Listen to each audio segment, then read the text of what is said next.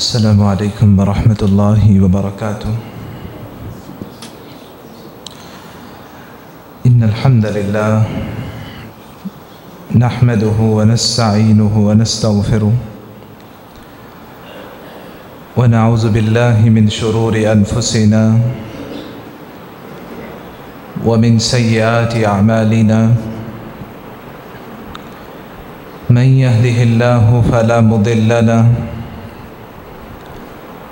ومن يضلل فلا هادي له. وأشهد أن لا إله إلا الله وحده لا شريك له، وأشهد أن محمدًا عبده ورسوله. يا أيها الذين آمنوا اتقوا الله حق تقاته ولا تموتن إلا وأنتم مسلمون. يا أيها الناس اتقوا ربكم الذي خلقكم من نفس واحدة وخلق منها زوجها وبث منهما رجالا كثيرا ونساء. واتقوا الله الذي تساءلون به والأرحام إن الله كان عليكم رقيبا. يا أيها الذين آمنوا اتقوا الله وقولوا قولا سديدا يصلح لكم أعمالكم ويغفر لكم ذنوبكم، ومن يطع الله ورسوله فقد فاز فوزا عظيما. اللهم صل على محمد وعلى آل محمد كما صليت على إبراهيم وعلى آل إبراهيم إنك حميد مجيد. اللهم بارك على محمد وعلى آل محمد كما باركت على إبراهيم وعلى آل إبراهيم إنك حميد مجيد.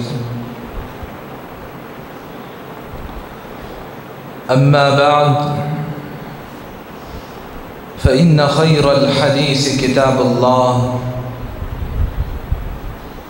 وخير الهدي هدي محمد صلى الله عليه وسلم، وشر الأمور محدثاتها، وكل محدثة بدعة، وكل بدعة ضلالة، وكل ضلالة في النار. أعوذ بالله من الشيطان الرجيم. بسم الله الرحمن الرحيم. والفجر وليال عشر. میرے معزز اور محترم سامعین کرام، اللہ رب العزت جو کل کائنات کے خالق، مالک، داتا اور حاجت روا اور مطلق العنان ہے، خالق و مالک نے انسانیت کو پیدا کیا ہے اور ان کے لیے نیکیوں کے کچھ مواسم رکھے ہیں، جن میں سے ایک عشر ذی الحجہ ہے۔ ایسے 10 ایام جو پورے سال کے ایام سے افضل اور اللہ رب العزت کو زیادہ پسندیدہ ہیں۔ آپ صلی اللہ علیہ وسلم نے فرمایا، افضل ایام الدنیا ایام العشر، دنیا کے سب سے بہتر اور افضل ایام اگر اللہ کے ہاں ہے تو وہ ذی الحجہ کے پہلے 10 دن ہیں، اور جمعۃ المبارک کی تو ویسے ہی فضیلت ہے، لیکن عشرہ ذی الحجہ میں جمعہ کا دن اور زیادہ مبارک اور فضیلت والا ہو جاتا ہے، کیونکہ آپ صلی اللہ علیہ وسلم نے فرمایا ان یوم الجمعہ افضل ایامکم یوم الجمعہ، ہفتے کے جو ایام ہیں ان میں سب سے زیادہ فضیلت والا دن اللہ نے جمعے کے دن کو بنایا۔ اور دوسری حدیث مبارکہ کہتی ہے ان یوم الجمعہ سید الایام، اللہ نے جمعے کے دن کو باقی دنوں کا سردار بنا دیا ہے، اور جمعہ کا دن جب عشرہ ذی الحجہ میں آتا ہے، ابن حجر رحمۃ اللہ علیہ فرماتے ہیں اس کی فضیلت اور زیادہ بڑھ جاتی ہے، کیونکہ اس دن 2 فضیلتیں جمع ہو جاتی ہیں۔ آپ صلی اللہ علیہ وسلم نے عشرہ ذی الحجہ کی یوں فضیلت بیان کی، ما من ایام العمل الصالح فيها احب الى الله من هذه الايام، يعني ايام العشر۔ قالوا يا رسول الله ولا الجهاد في سبيل الله؟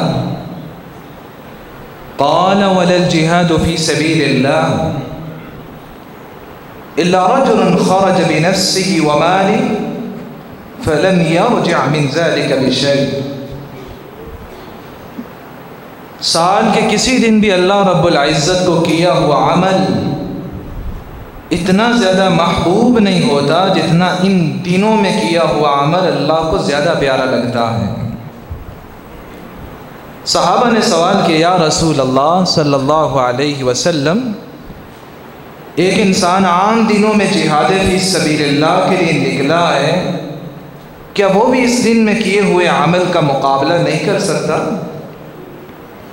نبی اکرم صلی اللہ علیہ وسلم نے فرمایا وہ مقابلہ نہیں کر سکتا، ہاں اگر ایسا شخص ہے جو اپنی جان اور مال دونوں اللہ کے راستے میں لے کر نکلا ہے، دونوں لوٹا دیتا ہے، اس کی فضیلت تو پھر زیادہ ہے۔ ابن حجر رحمۃ اللہ علیہ فرمایا کرتے ان السبب فی امتیاز عشر ذی الحجہ لمكان اجتماع الأمهات العبادة فيه وهي الصلاة والصدقة والحج ولا يأتي ذلك في غيره۔ اللہ رب العزت نے ان 10 دنوں کو اس لیے زیادہ فضیلت عطا فرمائی ہے کیونکہ ان دنوں میں اللہ رب العزت نے امہات العباد بڑی بڑی عبادتوں کو جمع کر دیا ہے کہ انسان نماز کا پابند بن جاتا ہے، روزوں کا اہتمام کرتا ہے، اللہ کے راستے میں صدقہ خیرات کرتا ہے، اور اگر اللہ رب العزت نے استطاعت دی ہے تو بیت اللہ کا حج کر لیتا ہے۔ اور امہات العبادات یہ عشرہ ذی الحجہ کے علاوہ کسی اور دن جمع نہیں ہو سکتی، اس لیے اللہ رب العزت نے ان دنوں کو فضیلت عطا فرمائی ہے۔ عثمان النہدی رحمۃ اللہ علیہ فرمایا کرتے کان السلف یعظمون 3 عشرات، یہ صحابہ کرام ائمہ دین اور سلف صالحین سال کے 3 عشروں کی بہت زیادہ تعظیم اور احترام کیا کرتے تھے۔ محرم کے پہلے 10 دن، اسی طرح ذی الحجہ کے پہلے 10 دن اور رمضان کے آخری عشرے کا بہت زیادہ احترام کیا کرتے تھے۔ شیخ الاسلام ابن تیمیہ رحمۃ اللہ علیہ سے جب سوال ہوتا ہے کہ اللہ رب العزت نے رمضان کے آخری عشرے کو بھی بہت فضیلت دی ہے اور ذی الحجہ کے پہلے 10 دنوں کو بھی فضیلت دی ہے، ان میں زیادہ کن کی فضیلت ہے؟ ابن تیمیہ رحمۃ اللہ علیہ نے کتنا اچھا جواب دیا۔ ایام عشر ذی الحجہ افضل من ایام العشر من رمضان۔ اگر دنوں کی بات کی جائے تو اللہ رب العزت نے ذی الحجہ کے دنوں کو زیادہ فضیلت عطا فرمائی ہے، اور اگر راتوں کی بات کی جائے تو اللہ رب العزت نے رمضان کی آخری 10 راتوں کو زیادہ فضیلت دی ہے۔ اس لیے جان لینا چاہیے کہ ایک مسلمان جہاں رمضان میں بہت زیادہ نوافل، نیکی اور خیر میں حصہ لینے والا ہوتا ہے، اسے چاہیے وہ عشرہ ذی الحجہ میں بھی نیکی اور خیر کے کام میں سبقت کرنے والا بن جائے، کیونکہ ان دنوں میں کیا ہوا عمل اللہ رب العزت کو سب سے زیادہ پیارا اور محبوب لگتا ہے۔ اس لیے ابن عثیمین رحمۃ اللہ علیہ فرمایا کرتے تھے، ایک انسان رمضان میں 2 نوافل پڑھتا ہے اور ایک عشرہ ذی الحجہ میں 2 رکعتیں پڑھ لیتا ہے، اس شخص کو اللہ زیادہ ثواب عطا فرماتے ہیں جو ان 10 دنوں میں 2 رکعت ادا کر لیتا ہے۔ میرے معزز اور محترم بھائیوں، ان ایام میں ایک مسلمان کو تکبیرات کا بھی اہتمام کرنا چاہیے۔ قرآن مجید میں اللہ رب العزت فرماتے ہیں وَيَذْكُرُ اسْمَ اللَّهِ فِي أَيَّامٍ مَّعْلُومَاتٍ۔ ابن عباس رحمۃ اللہ علیہ فرماتے ہیں اس سے مراد عشر ذی الحجہ ہے، کہ اللہ رب العزت نے مسلمانوں کو تاکیداً حکم دیا کہ ان دنوں میں اللہ کا کثرت سے ذکر کیا کرو، اور دوسرے مقام پر ارشاد ہوتا ہے وَاذْكُرُوا اللَّهَ فِي أَيَّامٍ مَّعْدُودَاتٍ، ان چند دنوں میں اللہ کا کثرت سے ذکر کرو۔ ابن عباس رحمت رضی اللہ تعالی عنہ فرماتے ہیں اس سے مراد ایام تشریق ہیں۔ اس لیے ایک مسلمان کو جس طرح ہی ذی الحجہ کا چاند نظر آ جائے، اس وقت سے لے کے 13 ذی الحجہ کے غروب شمس تک تکبیرات کا اہتمام کرنا چاہیے، اور ان تکبیرات کو پڑھنا چاہیے جس کا آپ صلی اللہ علیہ وسلم نے تاکیداً حکم دیا۔ ما من ایام اعظم عند اللہ ولا احب الیہ العمل فیہن من ایام العشر فاکثروا فیہن التسبیح والتکبیر والتہلیل۔ فرمایا مسلمانوں، اللہ رب العزت کو کوئی عمل اتنا زیادہ محبوب اور پسندیدہ نہیں ہوتا جو ان دنوں میں کیے ہوئے عمل کے علاوہ ہوتا ہے۔ ان دنوں میں کیا ہوا عمل اللہ کو سب سے زیادہ پیارا لگتا ہے۔ تم ان دنوں میں اللہ کی کبریائی کو بیان کیا کرو، اللہ اکبر، لا الہ الا اللہ، اور سبحان اللہ کا کثرت سے ورد کیا کرو۔ اور ابو ہریرہ رضی اللہ تعالی عنہ بیان کرتے ہیں آپ صلی اللہ علیہ وسلم نے کتنی بڑی فضیلت بیان کر دی۔ ما احل محل قط الا بشر ولا کبر مکبر قط الا بشر۔ جب بھی کوئی مسلمان لا الہ الا اللہ کے الفاظ کہتا ہے اس کو بشارت دی جاتی ہے، اور کوئی بھی اللہ اکبر، اللہ کی کبریائی اور بڑائی کو بیان کرتا ہے، اس کو بھی بشارت دی جاتی ہے۔ صحابہ کرام نے سوال کر دیا، یا رسول اللہ صلی اللہ علیہ وسلم بالجنہ، اللہ کے رسول اسے جنت کی بشارت دی جاتی ہے؟ فرمایا ہاں، اسے جنت کی بشارت دے دی جاتی ہے۔ اس لیے تو صحابہ کرام ابو ہریرہ اور عبداللہ ابن عمر رضی اللہ تعالی عنہما یخرجان الى السوق فی ایام العشر یکبران ویکبر الناس بتکبیرہما۔ یہ دونوں صحابی اتنے پیارے تھے، خود ہی تکبیرات نہ پڑھتے بلکہ گھر سے باہر بازار کی طرف نکل جاتے کہ لوگوں کو بھی تکبیرات کی تلقین کی جائے، اونچی آواز سے تکبیرات پڑھتے اور لوگ بھی ان کے ساتھ مل کر اللہ کی کبریائی اور اللہ کی بڑائی کو بیان کیا کرتے۔ ان تکبیرات کا اہتمام کیجئے جو صحابہ کرام کیا کرتے تھے۔ اللہ اکبر، اللہ اکبر، لا الہ الا اللہ واللہ اکبر وللہ الحمد اللہ اکبر کبیرا والحمد للہ کثیرا وسبحان اللہ بکرۃ واصیلا۔ اور عبداللہ بن عباس رضی اللہ تعالی عنہ ان الفاظ کو پڑھا کرتے، اللہ اکبر واجل، اللہ اکبر علی ما ہدانا۔ میرے معزز اور محترم بھائیوں، اللہ رب العزت نے ان 10 ذی الحجہ کے اندر وہ خوبصورت دن بھی رکھا ہے جو کسی اور امت کو اللہ نے نصیب ہی نہیں کیا۔ وہ یوم عرفہ کا دن ہے، اتنا پیارا دن ہے جس دن اللہ رب العزت نے دین اسلام کو مکمل کیا ہے۔ یہ آیت مبارکہ نازل کر کے قرآن مجید میں ارشاد ہوتا ہے، اليوم اکملت لکم دینکم واتممت علیکم نعمتی ورضیت لکم الاسلام دینا۔ مسلمانوں، آج میں نے دین اسلام کو مکمل کر دیا، اپنی نعمت کو تمام کر دیا ہے، اور دین اسلام کو تمہارے لیے دستور حیات کے طور پہ پسند کر لیا ہے۔ یہی وہ خوبصورت دن ہے جب حجاج کرام عرفہ کے میدان میں ہوتے ہیں۔ نبی اکرم صلی اللہ علیہ وسلم نے فرمایا، ما من یوم اکثر من ان یعتق اللہ فیہ عبدا من النار من یوم عرفہ۔ سال کے کسی دن بھی اللہ اتنے لوگوں کو جہنم سے آزاد نہیں کرتے جتنا عرفہ کے دن کرتے ہیں۔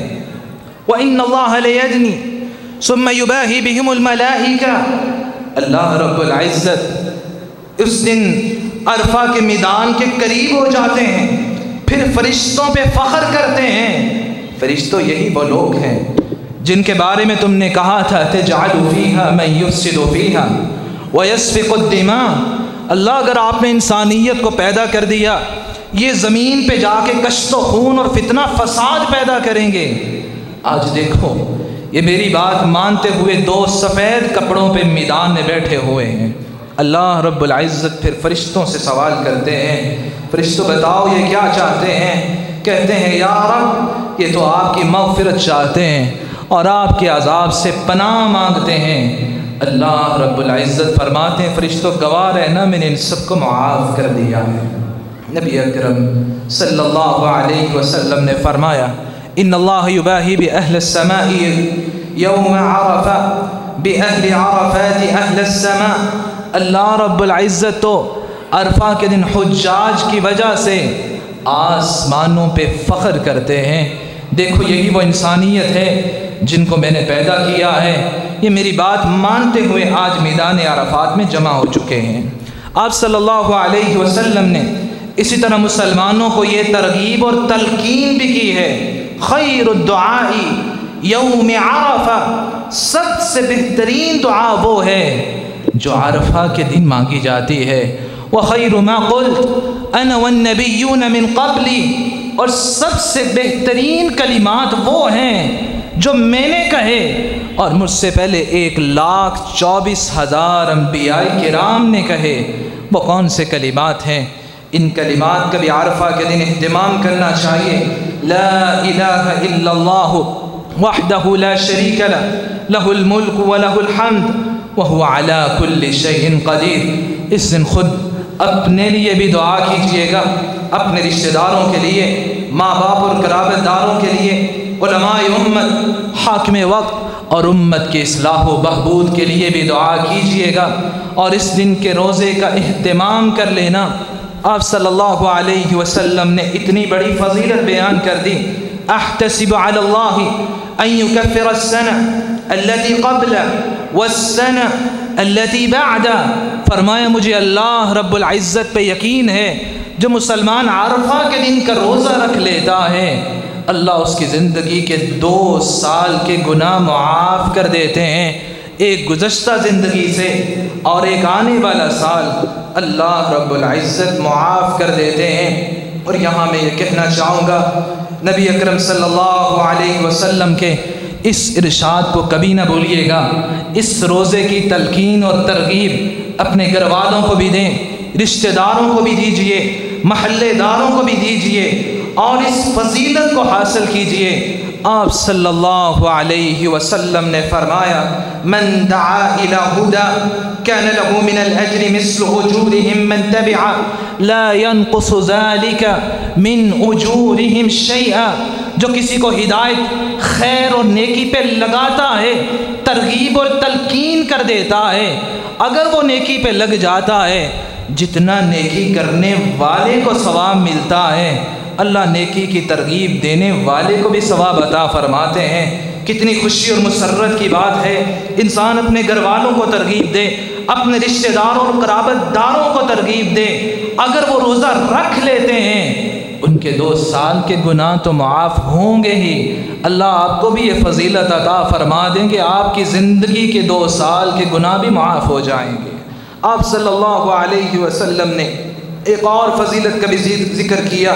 زید بن خالد الجہنی رضی اللہ تعالی عنہ بیان کرتے ہیں، آپ صلی اللہ علیہ وسلم نے فرمایا جو انسان 3 کام کر لیتا ہے، من جہز غازیا او حاجا، جو کسی مجاہد کو تیار کر دیتا ہے، اس کی ہیلپ کرتا ہے، سامان جنگ مہیا کر دیتا ہے، یا کسی حاجی کو تیار کرتا ہے، اس کی پیکنگ میں ہیلپ کر دیتا ہے، او خلفہ بأہلی، وہ تو حج کے لیے روانہ ہو چکا ہے، پیچھے سے اس کے گھر والوں کا خیال رکھتا ہے، او فطر صائما، جو روزے دار ہے اس کے لیے افطاری کا اہتمام کر دیتا ہے۔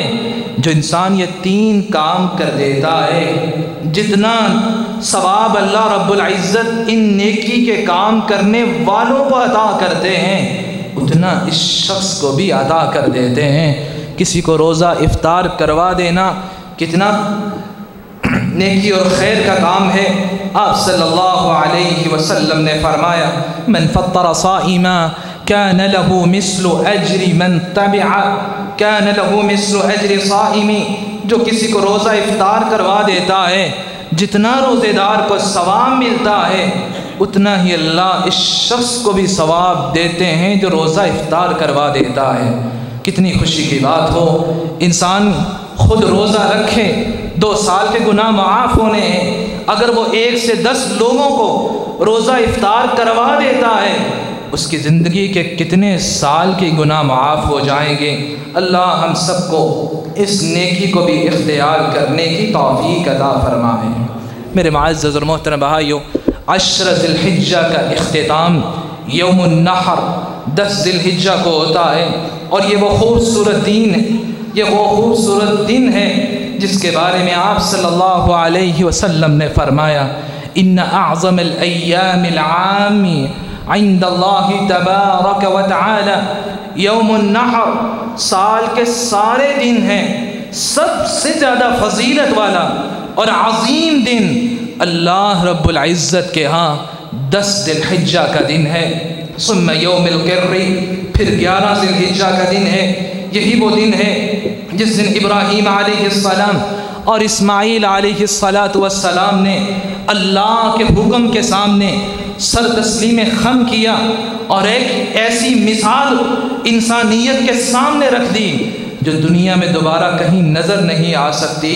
میرے معزز اور محترم بھائیوں، اس دن میں مسلمان اللہ رب العزت کو مانتے ہوئے اور اللہ رب العزت کی لائی ہوئی شریعت، نبی اکرم صلی اللہ علیہ وسلم کی سنت کو اپناتے ہوئے ایک جانور اللہ کی راہ میں قربان کرتا ہے۔ اور اس کے بارے میں یاد رکھنا چاہیے، ابن قیم رحمۃ اللہ علیہ فرماتے ہیں لوگوں، اللہ رب العزت نے قرآن مجید میں اس قربانی کو نماز کے ساتھ ذکر کیا ہے۔ فَصَلِّ لِرَبِّكَ وَانْحَرْ، اللہ کے لیے نماز پڑھیے اور اللہ کے لیے ہی قربانی کیجئے۔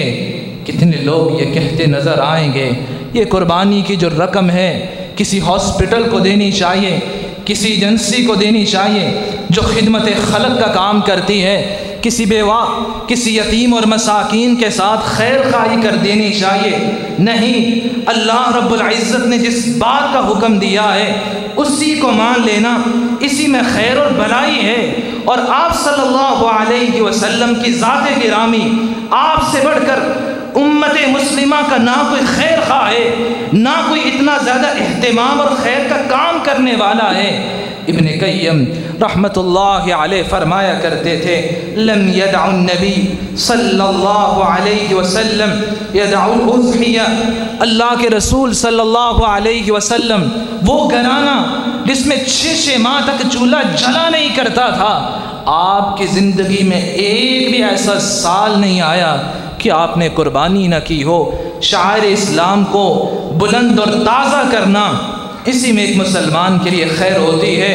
اور اس طرح کے جملے بولنے والے یہی وہ خناسیت رکھنے والے انسان ہوتے ہیں جو مسلمانوں اور اسلام کے بارے میں کند ذہن رکھتے ہیں اور اس لیے تیار رہتے ہیں کوئی بھی وقت آئے وہ اسلام کی عمارت کو نقصان پہنچا سکیں۔ اللہ ہم سب کو ایسے لوگوں سے محفوظ فرمائے۔ آپ صلی اللہ علیہ وسلم نے تو یہاں تک کہ ارشاد فرما دیا، من کان له سعة ولم يضحي فلا يقربن مصلانا، جس کو اللہ نے استطاعت اور طاقت دی ہو وہ پھر بھی قربانی نہیں کرتا، اس شخص کو چاہیے کہ وہ عیدگاہ میں مسلمانوں کے لیے، اس نگاہ میں مسلمانوں کے پاس دعا کرنے کے لیے بھی نہ آئے۔ آپ صلی اللہ علیہ وسلم نے تو اس شخص کو مسلمانوں کے ساتھ شامل ہونے سے بھی ناپسند کیا ہے۔ اور احنف بن قیس رضی اللہ تعالی عنہ بیان کرتے ہیں، آپ صلی اللہ علیہ وسلم نے فرمایا، یا ایھا الناس ان علی کل اہل بیت فی کل عام اضحیہ، لوگو اللہ رب العزت نے ہر گھر پہ سال کے اندر ایک قربانی کو فرض کر دیا ہے، اور وہ 10 ذی الحجہ کے اختتام 10 ذی الحجہ یوم النحر کو کی جائے گی۔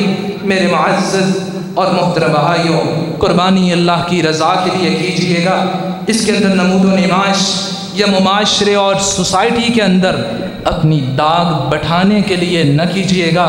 کتنے ایسے لوگ ہیں جو قربانی لیں گے پھر پسند کریں گے کہ اس کی پک فیس بک پہ آنی چاہیے، یہ واٹس ایپ پہ اپلوڈ ہونی چاہیے، لوگوں کو پتہ چلنا چاہیے میں نے بھی قربانی خریدی ہے اور کتنا ہی فربا جسم جانور ہے میرے پاس۔ نہیں میرے معزز اور عزیز بھائیوں، عمل اللہ کے ہاں وہ قبول ہوتا ہے جس کے اندر اخلاص ہوتا ہے، جس کے اندر اللہ کی رضا ہوتی ہے۔ اللہ کو یہ جانور نہیں پہنچتا، یہ اس کا فربا جسم اللہ کے پاس نہیں جاتا، اللہ کے پاس کیا جاتا ہے۔ قرآن مجید اس کا ذکر کرتا ہے، لَن يَنَالَ اللَّهَ لُحُومُهَا وَلَا دِمَاؤُهَا وَلَكِن يَنَالُهُ التَّقْوَى مِنكُمْ۔ اللہ رب العزت کو جانور کا یہ خون اور گوشت نہیں پہنچتا، اللہ رب العزت کو جو چیز پہنچتی ہے وہ تمہارے دلوں کا تقوی ہوتا ہے، وہ اخلاص ہے، وہ اللہ کی رضا ہے۔ میں یہ عمل کر رہا ہوں تو کس لیے کر رہا ہوں، میں کس ذات کو خوش کرنا چاہتا ہوں۔ اس لیے تو آپ صلی اللہ علیہ وسلم نے فرمایا، یا ایھا الناس اخلصوا اعمالکم، لوگوں اپنے اعمال کے اندر اخلاص پیدا کرو۔ یہ نہ کہا کرو میں نے یہ عمل فلاں کے لیے کیا ہے، میں نے کسی سے صلہ رحمی اور رشتہ داری جوڑی ہے تو فلاں کے کہنے پہ کی ہے، نہیں، میں نے اللہ رب العزت کو راضی کرنے کے لیے ایسا کیا ہے۔ جب انسان کے اعمال کے اندر اخلاص آتا ہے تبھی اللہ رب العزت اس کا عمل قبول کرتے ہیں۔ اللہ ہم سب کو اخلاص کی دولت نصیب فرمائے۔ میرے معزز اور عزیز بھائیوں، آپ صلی اللہ علیہ وسلم نے ایسے شخص کے لیے جو غریب یا تنگ دست ہے اور شعائر اسلام کے جذبہ صادقہ رکھتا ہے، آپ صلی اللہ علیہ وسلم نے اس کے لیے ایک ایسے عمل کی نشاندہی کی ہے، اگر کر لیتا ہے اللہ اس کو بھی قربانی کا ثواب عطا فرما دیتے ہیں۔ عبداللہ بن عمر بن عاص رضی اللہ تعالیٰ عنہ بیان کرتے ہیں، آپ صلی اللہ علیہ وسلم نے فرمایا، امرت بیوم الاضحى عیدا جعلہ اللہ عز وجل هذه الامہ، اللہ رب العزت نے عید الاضحیٰ کے دن کو مسلمانوں کے لیے خوشی کا دن بنایا ہے۔ ایک شخص کھڑا ہوتا ہے اور کہتا ہے یا رسول اللہ صلی اللہ علیہ وسلم ارأیت ان لم اجد الا اضحی انثی، اللہ کے رسول اگر میں دودھ دینے والا جانور ہی ہے میرے پاس اور کوئی جانور نہیں ہے، افاضحی، کیا میں اسے ذبح کر دوں؟ آپ صلی اللہ علیہ وسلم نے فرمایا لا ولكن تأخذ من شعرك واظفارك وتقص شاربك وتحلق عانتك فتلك تمام اضحیتك عند اللہ عز وجل۔ تم یہ کام نہ کرو بلکہ 4 کام اس دن کر لینا جس دن لوگ جانور کو اللہ کے لیے ذبح کریں گے۔ وہ کون سے 4 کام ہیں؟ آپ صلی اللہ علیہ وسلم نے فرمایا تم اپنے بالوں کو کاٹ لینا، ناخن کو تراش لینا، اسی طرح اپنی مونچھیں اور زیر ناف بالوں کو کاٹ لینا۔ فَتِلْكَ تَمَامُ اُضْحِيَّتِكَ عِنْدَ اللَّهِ عَزَّ وَجَلَ، تمہارے پاس استطاعت نہیں ہے قربانی کرنے کی، اگر یہ 4 کام تم عید کے دن کر لو اللہ تمہیں مکمل قربانی کا ثواب عطا فرما دیں گے۔ میرے معزز اور محترم بھائیو، ایک مسلمان جب اللہ کے لیے قربانی کرتا ہے اسے چاہیے ان شرائط کا بھی خیال رکھے جس کو شریعت مطہرہ نے بیان کیا ہے۔ انسان اس جانور کو اللہ کے لیے قربان کرے جس کا وہ مالک ہے، کسی سے ادھار لے کر یا چرائی ہوئی قربانی اللہ رب العزت اسے قبول نہیں فرماتے۔ قربانی بہیمۃ الانعام سے کرنی چاہیے، یہ اونٹ ہے، گائے ہے، بیر بکری اور دمبا ہے، بہیمۃ الانعام ہے۔ اللہ رب العزت اس قربانی کو قبول فرماتے ہیں جس کا ذکر قرآن مجید میں ہے علی ما رزقہم من بہیمۃ الانعام، یہ بہیمۃ الانعام جانور ہیں، ان کی قربانی کرنی چاہیے۔ اسی طرح وہ جانور دوندا ہونا چاہیے، اس عمر کو پہنچ جائے جو شریعت مطہرہ نے بیان کی ہے۔ عمومی طور پہ اونٹ جب 5 سال کا ہو جائے، یہ گائے ہے وہ 2 سال کی ہو جائے، یہ بکری اور دمبا ہے وہ 1 سال کا ہو جائے، اور اگر بیڑ ہے وہ 6 ماہ کی بھی ہو، شریعت مطہرہ نے اسے قبول کیا ہے۔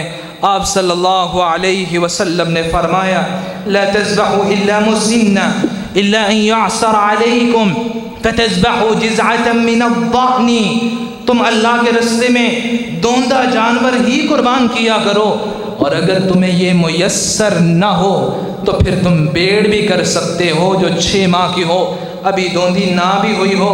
میرے معزز اور عزیز بھائیو، وہ جانور اللہ کی راہ میں قربان کرنا چاہیے جو عیوب سے پاک ہو۔ آپ صلی اللہ علیہ وسلم نے 4 عیوب کا ذکر کیا، العور البین والمرض البین والعرج البین والکبر المتناہی، ایسا کانا جانور جس کا کانا پن ظاہر ہو، ایسا بیمار اور لاغر جانور جو چل ہی نہیں سکتا، یا ایسا لنگڑا جانور ہے وہ لاغر پن اس کا ظاہر ہے۔ آپ صلی اللہ علیہ وسلم نے فرمایا ایسی قربانی نہیں کرنی چاہیے۔ والکبر المتناہی، اتنا کمزور ہے جس کی ہڈی سے گودا ہی ختم ہو چکا ہے، ایسی قربانی بھی اللہ رب العزت کی راہ میں قربان نہیں کرنی چاہیے۔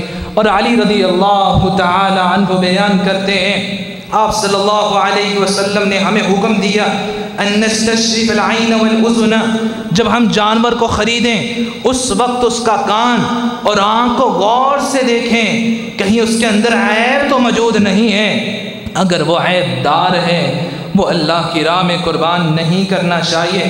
قربانی اس وقت کرنی چاہیے جس کو شریعت مطہرہ نے بیان کیا ہے، عید کی نماز پڑھنے کے بعد سے لے کر 13 ذی الحجہ کے غروب شمس تک مسلمان قربانی کر سکتا ہے۔ میرے معزز اور عزیز بھائیوں، قربانی کے بارے میں یاد رکھنا چاہیے، یہ قربانی کے گلے میں ہار ڈال دینا یا اس کو کڑے پہنا دینا، یہ نمود و نمائش، یہ دکھلاوا اور ریاکاری ہے۔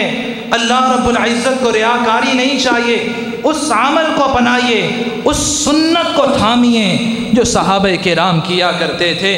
ابو سعید خدری رضی اللہ تعالی عنہ بیان کرتے ہیں كنا نسمن الأضحية بالمدينة وكان المسلمون يسمنون ہم مدینہ میں صحابہ کرام قربانی کے جانور کو کھلایا پلایا کرتے تھے، اس کا فربہ جسم کیا کرتے تھے، مسلمان بھی یوں کیا کرتے تھے۔ یہ سنت طریقہ ہے، اس کا خیال رکھا جائے، اس کا احترام کیا جائے، اس کو زور سے کھینچا نہ جائے۔ بلکہ آپ صلی اللہ علیہ وسلم نے تو یہاں تک فرما دیا، جب قربانی کو ذبح کرنا ہو وَإِذَا ذَبَحْتُمْ فَأَحْسِنُوا الذِّبْحَ وَلْيُحِدَّ أَحَدُكُمْ الشَّفْرَةَ فَلْيُرِحْ ذَبِيحَتَهُ، جب جانور کو ذبح کرنے لگو اپنی چھری کو تیز کر لینا، اپنے جانور کو سکون پہنچانا، اس کو دوم ہوتے نہ دینا کہ اس کو جان نکلتی ہوئی بھی تکلیف محسوس کرے۔ امام نووی رحمۃ اللہ علیہ یہاں فرماتے ہیں، لوگوں یہاں فَلْيُرِحْ ذَبِيحَتَهُ، آپ صلی اللہ علیہ وسلم نے فرمایا اپنے جانور کو سکون پہنچاؤ۔ کس طرح سکون پہنچایا جا سکتا ہے؟ بِإِحْدَادِ السِّكِّينِ، اپنی چھری کو تیز کر لیا جائے، وَتَعْجِيلِ إِمْرَارِهَا، اس کو جلدی جلدی ذبح کیا جائے، آہستہ آہستہ چھری نہ پھیری جائے کہ اس کو تکلیف محسوس ہو۔ اور وَيُسْتَحَبُّ أَلَّا يُحِدَّ السِّكِّينَ بِحَضْرَةِ الذَّبِيحَةِ، یہ نہ ہو جانور سامنے کھڑا ہوا ہے اور اس کے سامنے چھری تیز کرنے لگ جاؤ۔ وَلَا يُذْبِحْ بِحَضْرَةِ الْأُخْرَى، اور ایک جانور کی موجودگی میں دوسرے جانور کو ذبح نہ کیا جائے۔ وَلَا يَجُرُّهَا إِلَى مَذْبَحِهَا، اور اس کو کھینچ کر ذبح خانے کی طرف نہ لایا جائے۔ میرے معزز اور عزیز بھائیو، آپ صلی اللہ علیہ وسلم کی لائی ہوئی شریعت کیا بیان کرتی ہے؟ قربانی خود کرنی چاہیے اور بسم اللہ اللہ اکبر پڑھ کے کرنی چاہیے۔ اور ابو موسیٰ اشعری رضی اللہ تعالی عنہ تو اپنی بیٹیوں کو کہا کرتے تھے کہ بیٹیوں تم نے بھی اپنی قربانی خود کرنی ہے، عورت بھی اپنی قربانی کر سکتی ہے، ایک گھر سے ایک قربانی ہونی چاہیے۔ اس طرح کہ ابو ایوب انصاری رضی اللہ تعالی عنہ سے سوال ہوتا ہے کیف كانت الضحايا على عهد رسول اللہ صلی اللہ علیہ وسلم، اللہ کے رسول کے دور میں صحابہ کرام کیسے قربانی کیا کرتے تھے؟ فرماتے ہیں كان الرجل يضحي بالشاة عنه وعن اہل بیتی، گھر کا فرد جو مالک اور سربراہ ہوتا تھا وہ ایک بکری اللہ کی راہ میں قربان کرتا، اپنی طرف سے بھی اپنے گھر والوں کی طرف سے بھی، فَيَأْكُلُونَ وَيُطْعِمُونَ، وہ خود بھی کھایا کرتے تھے اور لوگوں کو بھی کھلایا کرتے تھے۔ حَتَّى تَبَاهَ النَّاسُ فَصَارَتْ كَمَا تَرَى، پھر لوگوں کے اندر فخر آ گیا، پھر وہ قربانیاں زیادہ کرنے لگ گئے۔